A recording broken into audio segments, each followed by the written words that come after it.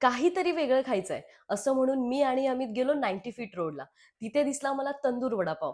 तो खाल्ला आणि नंतर गेलो अमितच्या फेवरेट प्लेसवर. 90 फीट रोडलाच अंडा भुर्जीचा गाडा आहे आणि तिथलीच खिमा भुर्जी पाव अमितला खूप आवडते. 4 वर्षापासून म्हणजेच आमच्या लग्नाच्या अगोदरपासून तो ही खिमा भुर्जी पाव खातोय. लग्ना अगोदर मला आणि लग्नानंतर माझ्या मम्मी पप्पांनाही त्यांनी खाऊ घातली होती. आणि त्याच नंतर जसा माझ्या मम्मी पप्पांचा फेवरेट अमित आहे, तशीच ही अमितला आवडणारी डिश त्यांचीही फेवरेट झाली. देन गेलो अमितच्या मित्राला भेटण्यासाठी. डोंबिवली ईस्टच्या स्टेशन जवळ स्वामीनारायण मंदिर आहे आणि तिथेच अमितच्या मित्राने श्रीजी मलाई गोला कार्ट ओपन केलाय.